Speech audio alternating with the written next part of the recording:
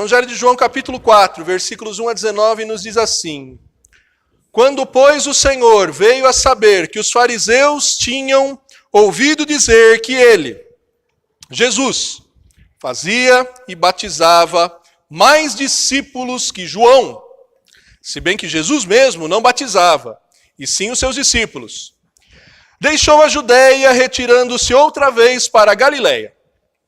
E era-lhe necessário atravessar a província de Samaria.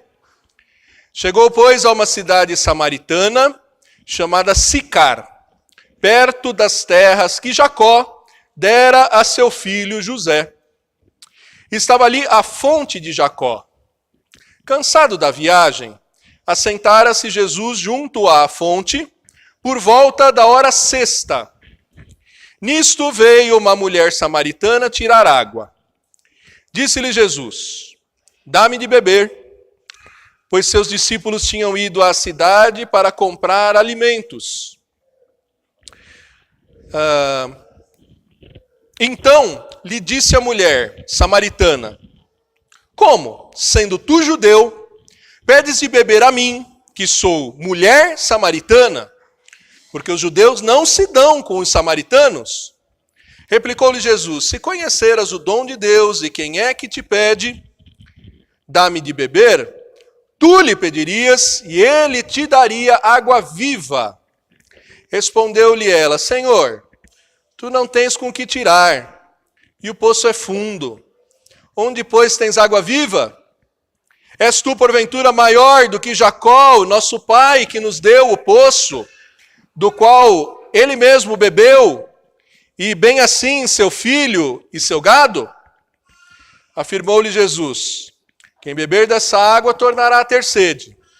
Aquele, porém, que beber da água que eu lhe der, nunca mais terá sede. Pelo contrário, a água que eu lhe der será nele uma fonte a jorrar para a vida eterna. Disse-lhe a mulher: Senhor, dá-me dessa água para que eu não mais tenha sede, nem precise vir aqui. Disse-lhe Jesus: Vai, chama teu marido e vem cá. Ao que lhe respondeu a mulher: Não tenho marido. Replicou-lhe Jesus: Bem disseste, não tenho marido, porque 5 maridos já tiveste, e esse que agora tens não é teu marido. Isso disseste com verdade. Senhor, disse-lhe a mulher, vejo que tu és profeta. Oremos. Pai bondoso e amado, estamos aqui porque te revelastes a nós e porque temos conhecido um pouco da tua grandeza, da tua graça, da tua misericórdia, do teu Filho Jesus, ó Deus, que tem nos comunicado essa graça, Senhor. Ó Pai, nós te pedimos, aumenta nessa hora o conhecimento de Ti. Ilumina o nosso entendimento, fala o nosso coração, Senhor, porque queremos conhecer mais e mais de Ti. E assim, ó Deus, mais e mais ser cheios daquilo que nos alimenta para a vida eterna, ó Pai. No nome de Jesus, suplicamos, tanto por nós que vamos aprender aqui no templo, quanto pelas crianças. Usa a minha vida, a vida das tuas filhas que prepararam o teu ensino, ó Deus, para a edificação de todos. Nós te pedimos e te agradecemos no nome de Jesus. Amém. Então, as crianças podem descer junto com as irmãs que vão ensinar.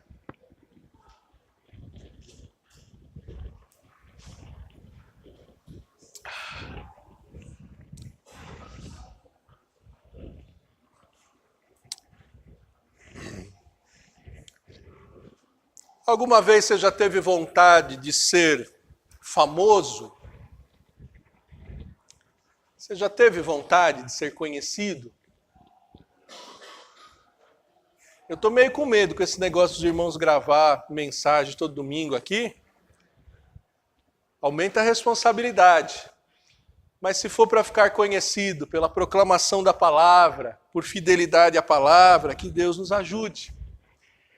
Me parece que esse desejo de ser conhecido é parte essencial da humanidade. Todos, em algum momento, de algum modo, Vide a chuva, a inundação de selfies, de publicações, de vídeos no YouTube. Gente que, puxa, às vezes você vai ver lá o que o cara está exibindo, você fala, meu filho, era melhor você ter se escondido, não mostra esse vídeo assim, não. Mas as pessoas querem ser conhecidas. O inverso, o anonimato, a solidão, não é sintoma de saúde. A palavra de Deus já diz que o solitário insurgesse contra a verdadeira sabedoria. Nós temos alegria de ser conhecidos. Quando alguém te encontra na rua e fala, eu te conheço, há uma satisfação. Só que alguns perderam o controle disso e fazem de tudo para ficar conhecidos, né? Seja por fora ou por dentro, fazem de tudo para ficar famosos. Faz 5 abdominais na academia, já está postando para todo mundo ver. Leu um parágrafo no livro, já está postando na internet como se fosse o conhecedor do livro inteiro. Tem uma certa medida, que Deus nos ajude a ter essa medida. Mas por que a gente tem esse sentimento? Por que a gente tem esse desejo? Eu penso que é porque nós somos imagem e semelhança de um Deus que quer ser conhecido, de um Deus que se revelou, de um Deus que não precisava, não estava carente, não estava sofrendo de solidão, mas Ele quis se revelar, Ele quis ser conhecido e nos criou a sua imagem e semelhança. E nesse texto nós verificamos o quanto Jesus e como Jesus se revela. Existe gente buscando revelação de Jesus por tudo quanto é lado, por tudo quanto é igreja, mas Jesus se revelou como lemos aqui. E é na palavra dele que nós conhecemos a revelação dele. O Evangelho de João vai mostrando uma revelação progressiva. Uma revelação que veio do infinito e tende ao infinito. No princípio era o Verbo. Estava com Deus e era Deus. Ele se fez carne. Ele veio de lá da eternidade. Ele veio de fora do tempo para estar no tempo e no espaço que nós vivemos. Para ser conhecido. E ele se revelou àquele que preparava caminho para ele. Ele se revelou para aqueles primeiros discípulos. E foi se revelando a vários discípulos. Depois ele se revela em família, em Caná da Galileia, num casamento. Depois ele volta, se revela a um líder dos judeus, Nicodemos. E ele continuava se apresentando. E como nós lemos no versículo 1, já ali na Judéia, ao sul da Palestina, ele vê que o seu nível de popularidade era tal que até os seus inimigos, os fariseus, já sabiam que ele atraía muitas multidões, muita gente, e ao contrário do que muitos fariam, ele sai do meio daquela popularidade, também para adiar um pouco os ciúmes, a inveja dos fariseus, mas não só, ele sai dali da Judéia, onde já era bem conhecido. Muitos hoje jamais fariam isso, jamais trocariam a popularidade por um novo campo, por um novo lugar onde não se é conhecido, mas ele faz isso e ele vai para a Galileia. Só que para ir para a Galileia, diz o versículo 4, havia um problema, Samaria no meio. Samaria era a capital daquilo que desde os tempos dos sucessores de Salomão, era o reino do norte. Depois houveram cativeiro assírio, babilônio, pérsio, grego. Já não era ali, mas ao norte ficavam as 10 tribos que não frequentavam no sul o templo em Jerusalém, não tinham comunhão com os do sul. Eles começaram a se render a idolatrias, etc. Então, historicamente, por séculos e séculos, os do sul contra os do norte tinham divergências gritantes. Então, não era o caminho que um judeu como Jesus, um descendente de Judá como Jesus, gostava de fazer. A maioria dos judeus, em vez de seguir linha reta, um caminho de 200 quilômetros, fazia um caminho mais longo, atravessava o Jordão 2 vezes, só para não passar no meio de Samaria. Só para a gente ter uma noção de como esse caminho era difícil, nós lemos lá em Lucas, capítulo 9, versículos 51 a 56. Lucas, capítulo 9, 51 e 56. Quando no final do seu ministério, Jesus faz o caminho contrário, da Galileia para a Judéia, e ele sempre fazia o caminho mais curto, caminho mais incômodo, caminho desconfortável para o judeu. Lucas, capítulo 9, versículo 51 em diante, diz o seguinte: E aconteceu que, ao se completarem os dias em que devia ele ser assunto ao céu, manifestou no semblante a intrépida resolução de ir para Jerusalém e enviou mensageiros que o antecedessem. Indo eles, entraram numa aldeia de samaritanos para lhes preparar pousada, mas não o receberam, porque o aspecto dele era de quem decisivamente ia para Jerusalém. Vendo isso, os discípulos, Tiago e João, perguntaram: Senhor, querem que mandemos descer fogo do céu para os consumir?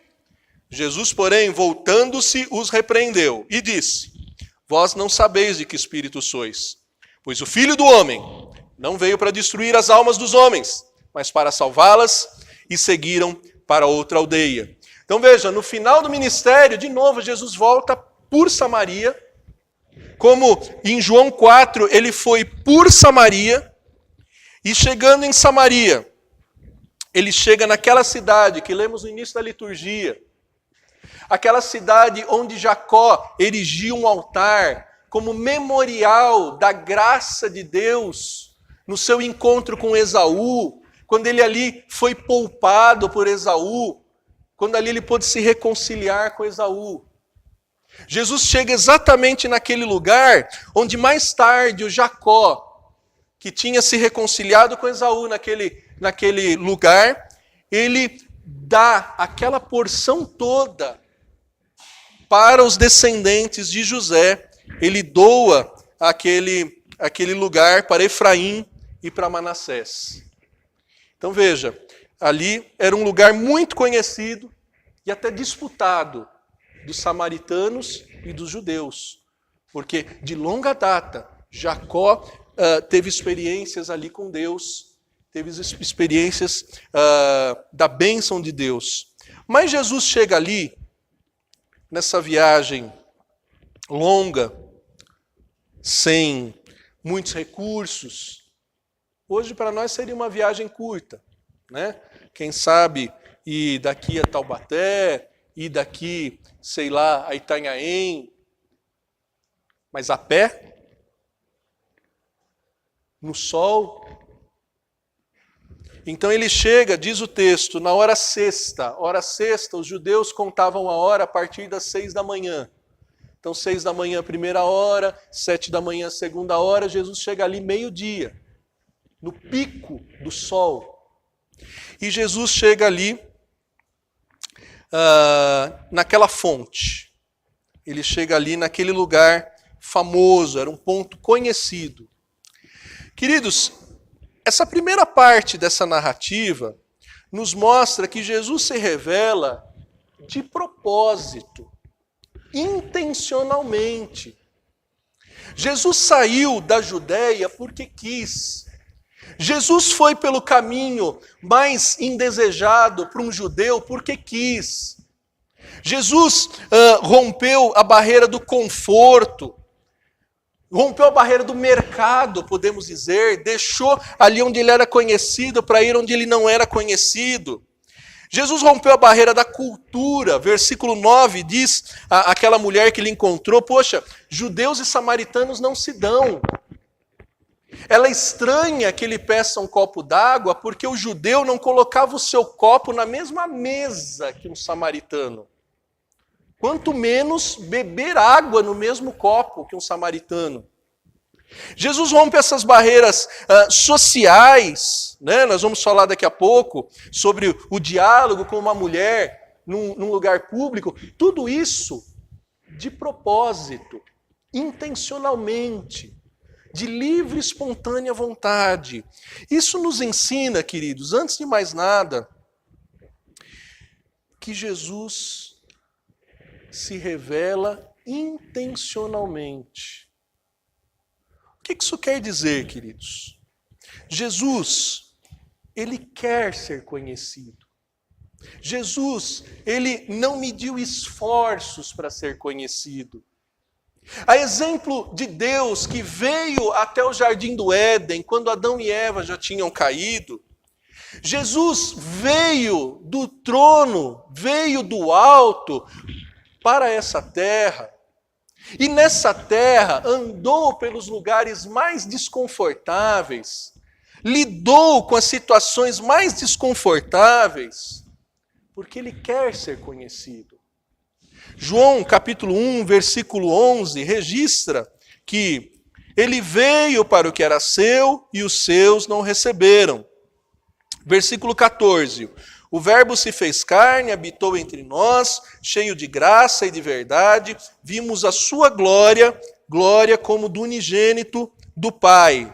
Versículo 16 em diante, porque nós temos recebido da sua plenitude e graça sobre graça, porque a lei foi dada por intermédio de Moisés, a graça e a verdade vieram por meio de Jesus Cristo. Ninguém jamais viu a Deus. O Deus unigênito que está no seio do Pai é quem o revelou. Queridos, essa realidade nos acalma e nos responsabiliza. Acalma porque, como Jesus rompeu tantas barreiras, tantas circunstâncias, para se fazer conhecido daquela mulher e de tantos que ele escolheu, eu e você estamos aqui porque ele se revelou.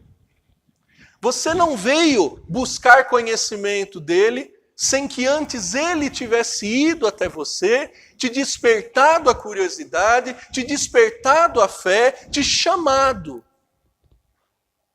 para conhecer mais dele, para ter mais comunhão com ele. Eu e você estamos aqui porque ele se apresentou. Ele quis ser conhecido.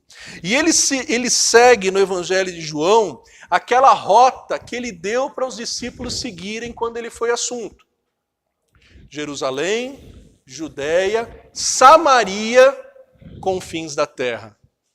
Nós estamos em São Mateus conhecendo Jesus, porque um dia a rota que ele mandou começou a ser seguida.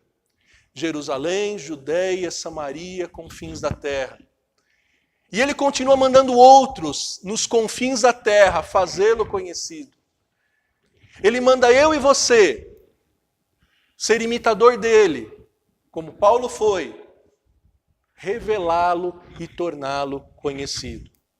Então, o que você tem feito com essa revelação?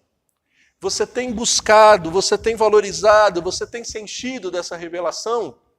Ou você tem buscado a revelação de Jesus fora da palavra, fora da igreja, fora dos meios que ele ordenou? Ele quer ser conhecido, mas ele se revela do modo dele, do jeito dele, no tempo dele, no lugar que ele quer. O que você tem feito com essa revelação que você já tem de Jesus? Você tem levado para outros? Ou você tem guardado segredo? Ah, pastor, mas eu não sou pastor, eu não sou teólogo. Mas ele não mandou pastor e teólogo evangelizar, ele mandou cristãos evangelizar. Ele mandou os discípulos, não os apóstolos só, mas os discípulos, irem ser testemunhas dele em Jerusalém, Judeia, Samaria, confins da terra. Então ele se revelou de propósito, não medindo esforços, não se desanimando diante de barreiras. Ah, eu não vou lá não, porque os samaritanos são chatos. Ah, eu não vou lá não, porque Samaria é longe. Sabe, quantas desculpas eu e você arrumamos para não tornar Cristo conhecido? Tem festa, tem bolo, a igreja enche. Tem evangelismo na igreja, de sábado aparece 2 ou 3. Por que será? Isso é cumprir a vontade de Deus? Isso é imitar o Cristo que não mediu esforços para se revelar e tornar-se conhecido, meu e teu? Cristo se revela de propósito, intencionalmente. Mas há uma segunda característica da revelação de Jesus nesse texto. Jesus se revela em humanidade, ele revela a sua humanidade. Esse Jesus, o que criou os mares, o que encheu cada um dos rios, esse Jesus, após andar cerca de 100 quilômetros numa manhã, muito provavelmente de calor, ele não faz sair água da rocha. Ele não cria um novo rio na sua frente para satisfazer a sua sede. Esse Jesus, ele no versículo 6 nós lemos que ele estava cansado da viagem. Um Jesus que se assenta de cansado que estava. Um Jesus que se assenta cansado junto à fonte. Um Jesus que vira para uma mulher. Para uma mulher. Mesmo hoje, século 21.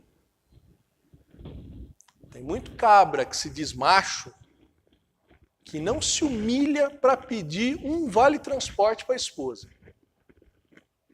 O cara se acha melhor que a esposa. Eu vou pedir favor para minha mulher? Mas Jesus vira para uma mulher e fala, me dá um copo d'água, eu estou com sede. Esse Jesus que estava ali diante da fonte sozinho, porque versículo 8 diz que os discípulos dele tinham ido comprar alimentos. Quer dizer, ele não devia estar só com sede, ele devia estar com fome, com sede, cansado e assentado. Você botaria sua confiança em um Deus que sente fome, sede, que se cansa, que cansa e senta? Você louvaria alguém assim? Mas isso é algo maravilhoso da revelação de Jesus. O fato de Jesus ser alguém igual a nós, que tem fome, que tem sede, que sente cansaço. Ah, pastor, mas isso foi antes. Não, não foi antes, não.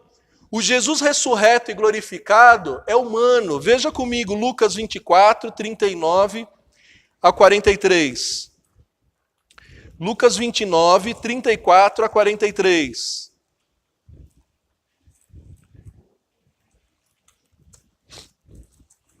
Um pouquinho antes de João você vai achar. Último capítulo de Lucas, 24, 39 a 43. O evangelista narra o seguinte. Versículo 36. Falava ainda essas coisas quando Jesus apareceu no meio deles e lhe disse, paz seja convosco. Versículo 39. Esse Jesus que apareceu no meio deles diz, vede as minhas mãos e os meus pés, que sou eu mesmo. Apalpai-me e verificai, porque um espírito não tem carne, nem osso, como vedes que eu tenho. Dizendo isso, mostrou-lhe as mãos e os pés. E por não acreditarem eles ainda, por causa da alegria, e estando admirados, Jesus lhes disse, tendes aqui alguma coisa que comer? Então lhe apresentaram um pedaço de peixe assado e um favo de mel, e ele comeu na presença deles. Queridos, o Cristo ressurreto, o Cristo glorificado, é tão humano quanto foi o Cristo crucificado. Se é tão humano quanto, é como aquele que aquela mulher viu, cansado, quem sabe até bronzeado, suado, com sede, com fome. Dá para confiar num Deus que sente fome, num Deus que fica cansado, num Deus frágil, que expõe a sua fragilidade. Hoje, a maioria dos homens frágeis, dos homens imperfeitos, escondem as suas fragilidades. Ele não. Ele deixou bem claro que ele tinha as suas fragilidades, que ele era humano. Queridos, ter um Deus assim faz toda a diferença. Leia comigo, Hebreus capítulo 2.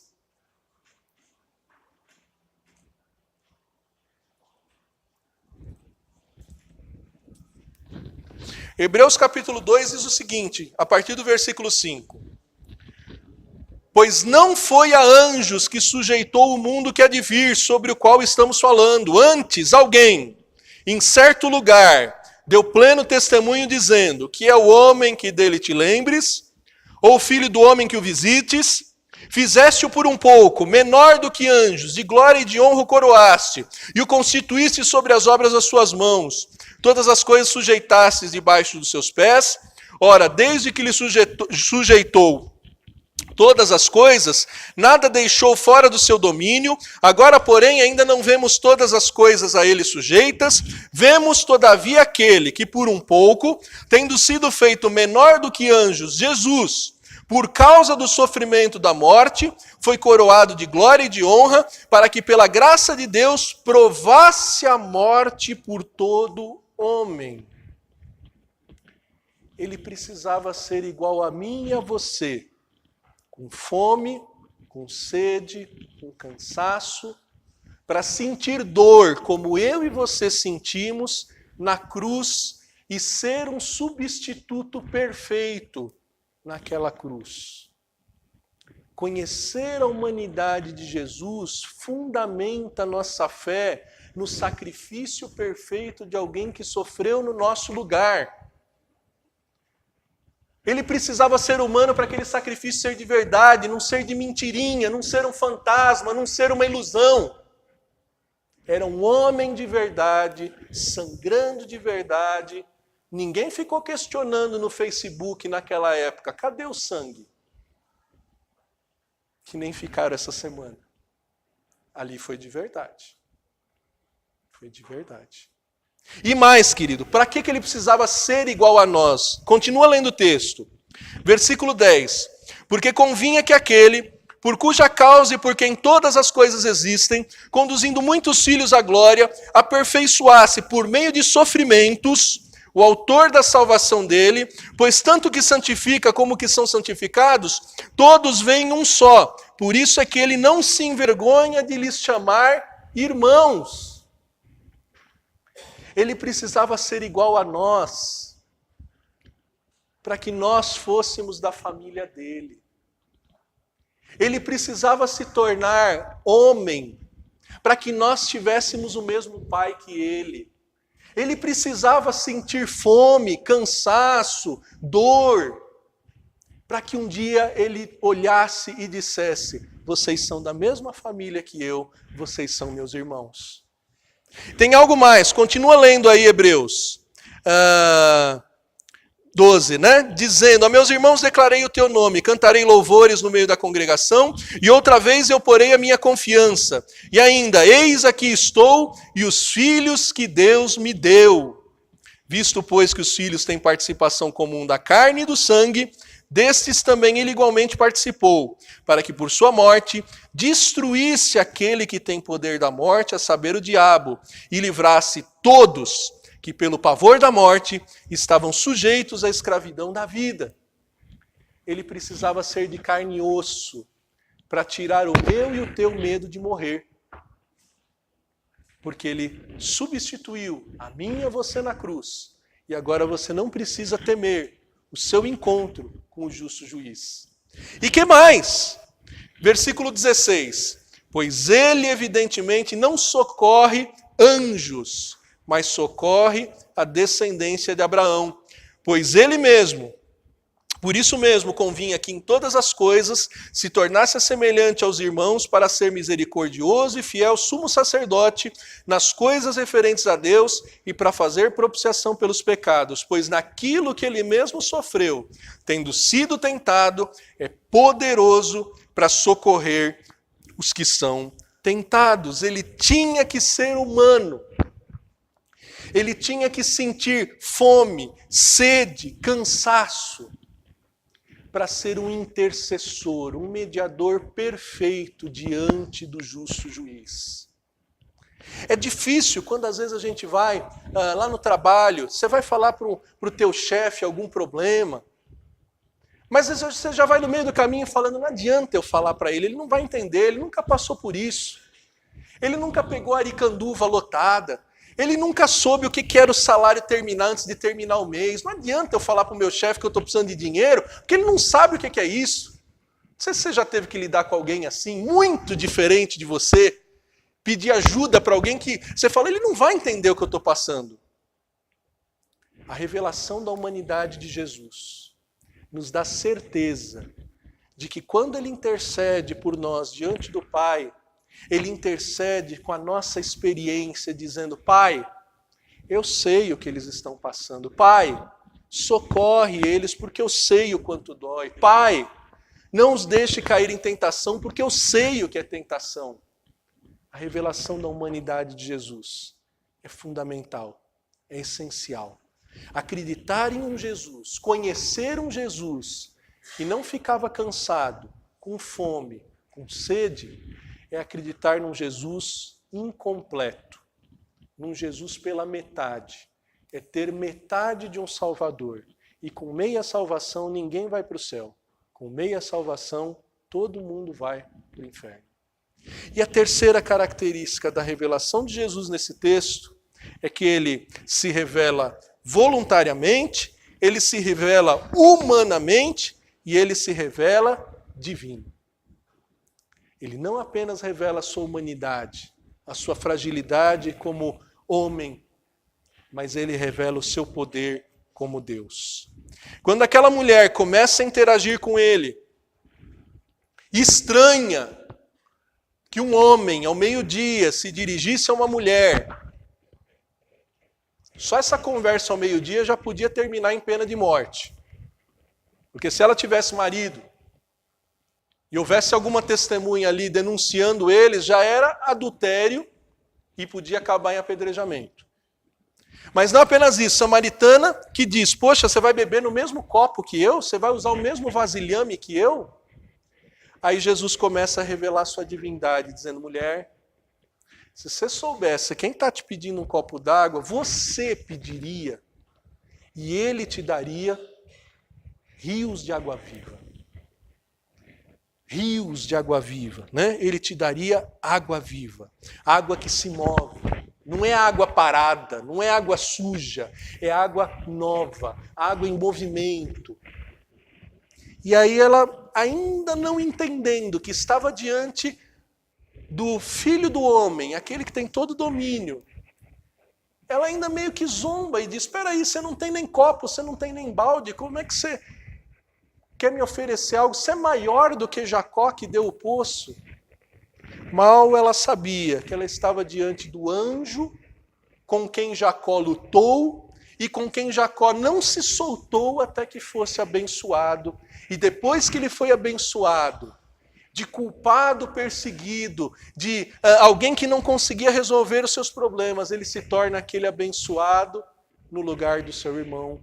Aquele que naquele lugar onde eles estavam conversando, erigiu um altar porque tinha experimentado a graça de Deus, tinha experimentado a reconciliação.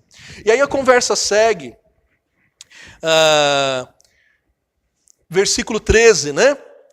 Quem beber dessa água vai ter sede. Jesus fala, água física dura por um momento. Aí ele fala, a água que eu tenho para te dar, quem beber vai ter dentro de si uma fonte para jorrar vida eterna. Parece que ela ainda estava muito com, não sei, se estava com as costas doendo, de ter que ter trazido os baldes, se estava ali muito preocupada com a sua situação física, e ela fala, bom, já que dá para facilitar, Senhor, me dá dessa água para eu não ter que ficar vindo aqui toda hora. E aí Jesus, mostrando que ele queria ser conhecido de mais gente, ele diz, chama o teu marido. Eu creio que ele foi sincero. Mas que ele também usou aquela oportunidade para mostrar que ele era o Deus que podia dar água, mas o Deus onisciente que sabe todas as coisas e revela a intimidade daquela mulher. Alguns comentaristas, alguns pregadores vão até dizer que era uma mulher imoral. Eu não consigo ter certeza disso. Ô pastor, com 5 maridos e o 6º nem casado era, não era imoral? Queridos, eu não sei quantas vezes ela foi viúva. Eu não sei quantas vezes ela foi abandonada. Eu não sei por que ela estava nesse 6º relacionamento. Só que Jesus sabia e disse para ela: eu sei que esse que você tem agora não é marido. Mas mesmo assim ele disse: chama ele. Chama ele porque Jesus queria revelar essa divindade, que é exatamente a mesma que gritava lá em Isaías 55. Isaías 55, versículo 1 diz: a todos vós que tendes sede, vinde às águas, vós os que não tendes dinheiro, vinde, comprai e comei, sim, vinde, comprai sem dinheiro e sem preço, vinho e leite. Deus gritava: vocês estão com sede? Venham. Vocês não vão conseguir pagar? Não tem problema, venham, é de graça. Que água é essa que Deus oferecia em Isaías 55? É aquela que Ezequiel 47, 1 e 2 diz que sai do trono. Ezequiel 47, 1 e 2 diz lá: depois disso, Ezequiel 47, 1 e 2, depois disso, o homem me fez voltar à entrada do templo, e eis que saíram águas debaixo do limiar do templo para o oriente, porque a face da casa dava para o oriente. As águas vinham de baixo, do lado direito da casa, do lado sul do altar. Ele me levou pela porta do norte e me fez dar uma volta por fora até a porta exterior, que olhava para o oriente, e eis que corriam as águas do lado direito. Versículo 9: toda criatura vivente que vive em enxames viverá por onde quer que passe esse rio, e haverá muitíssimo peixe, e onde chegarem essas águas tornarão saudáveis as do mar, e tudo viverá por onde quer que passe esse rio. Versículo 12: junto ao rio, as ribanceiras de um lado e do outro, nascerá toda sorte de árvore que dá fruto para se comer, não fenecerá sua folha, nem faltará o seu fruto, nos seus meses produzirá novos frutos, porque as suas águas saem do santuário, o seu fruto servirá de alimento, e a sua folha de remédio. E essas águas vão continuar transbordando até lá em Apocalipse 22, 1. Pastor Ezequiel diz que as águas saem do templo, você diz que sai do trono. Mas Apocalipse 22, 1 diz: então me mostrou o rio da água da vida, brilhante como cristal, que sai do trono de Deus e do Cordeiro. Com quem aquela mulher estava conversando? Com o Cordeiro de Deus que tira o pecado do mundo. Aquele que era totalmente homem, mas nunca deixou de ser totalmente Deus. Aquele que com a sua palavra encheu os oceanos e os rios.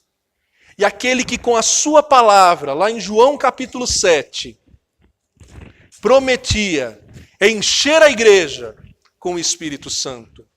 João capítulo 7, versículo 37 diz: no último dia, o grande dia da festa, levantou-se Jesus e exclamou: se alguém tem sede, venha a mim e beba. Quem crer em mim, como diz a Escritura, do seu interior fluirão rios de água viva.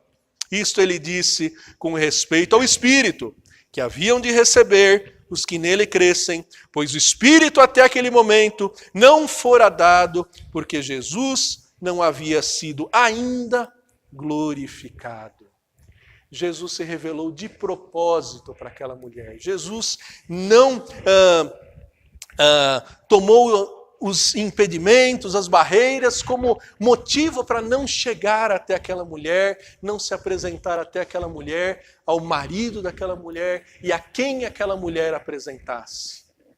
Jesus se apresentou para nós. Se apresentou humano, como alguém que sabe o que você sente. Por isso ele intercede diante do Pai. Alguém igual a mim e a você, para ser da mesma família e nos dar o dom de ter o mesmo Pai que Ele tem.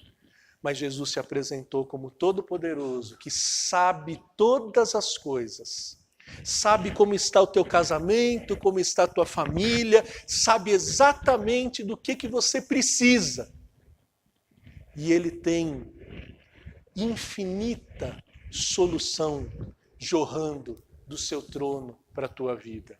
Basta você crer. Basta você crer num Deus que veio a essa terra sendo homem, mas que nunca deixou de ser Deus. Um Deus que, sendo homem, foi crucificado no teu lugar, para que, depois da ressurreição, Ele dos céus derramasse Espírito Santo sobre a tua vida. Esse é o Jesus que precisa ser conhecido. Não o Jesus dos bens materiais, não o Jesus que torna famoso, poderoso. Esse é o Jesus que satisfaz a sede da alma. Esse é o Jesus que cura, que sara, que purifica. Esse é o Jesus representado naquela água que foi derramada nas crianças. Elas receberam essa água porque os pais dela têm o compromisso de apresentar esse Jesus para elas, para que o mais cedo possível elas não tenham medo de morrer, elas não tenham a tristeza de não conhecer o verdadeiro Deus, elas sejam cheias do conhecimento de Deus. Que seja assim comigo e contigo, que antes de querer ficar conhecidos, nós conheçamos a Ele e tornemos Ele conhecido em Jerusalém, Judéia, Samaria, São Mateus e confins da terra.